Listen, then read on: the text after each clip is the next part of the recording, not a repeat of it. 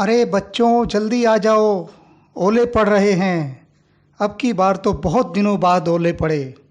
जल्दी से अंदर आ जाओ, नहीं तो सिर पर ऐसी टपाटप होगी कि नानी याद आ जाएगी। दादाजी ये ओले क्या होते हैं? ओले क्या होते हैं? तुमने बड़ा अच्छा सवाल पूछा। देखो, ओले भी जल का एक रूप हैं। आज मैं तुमको बरसते जल के अनेक रूपों के बारे में बताऊंगा। ये जो ओले हैं ना, ये वायुमंडल में विद्यमान जल की बूंदें होती हैं जो झटके से उछलकर ऊपर चली जाती हैं। ऊपर की हवा बहुत ठंडी होती है। ये बूंदें वहीं जमकर ओलों का रूप धारण कर लेती हैं। इसी प्रकार हवा के झोंके इन्हें और ऊपर उछाल देते हैं। इन ओलों के ऊपर बर्फ की और मोटी परतें जम जाती हैं। कुछ भारी होने पर ये ओले नीचे की ओर गिरने लगते हैं और ये जो कंचे की तरह गिरती हुई सफ़ेद सफ़ेद बर्फ है, इसको ही ओला कहते हैं। और बारिश को तो तुम जानते ही हो। ये जो बारिश आसमान से गिरती है जिसमें तुम नहाते हो, भीगते हो।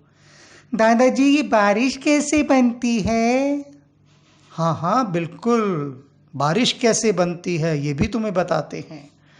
सागर, नदियों, तालाबों का पानी सूरज की गर्मी से भाप बनकर ऊपर उठता है।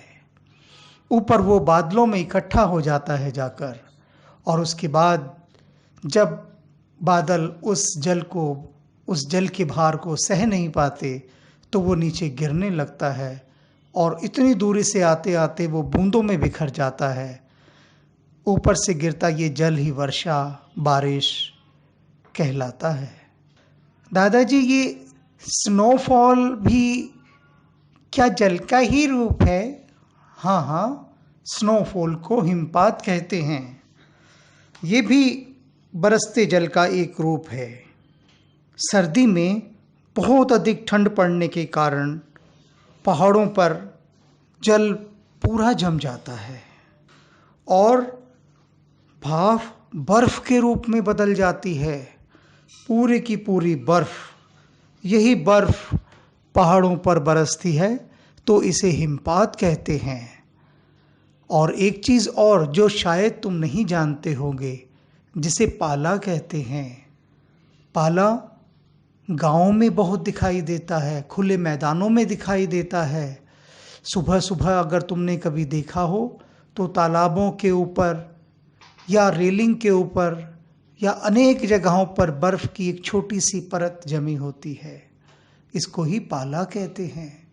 तो बच्चों, आज तुमने बरसते जल के अनेक रूपों के बारे में जाना। एक बारिश, ओले, हिमपात और पाला। तो जाओ अब बारिश में नहाओ, क्योंकि ओले गिरने बंद हो गए हैं।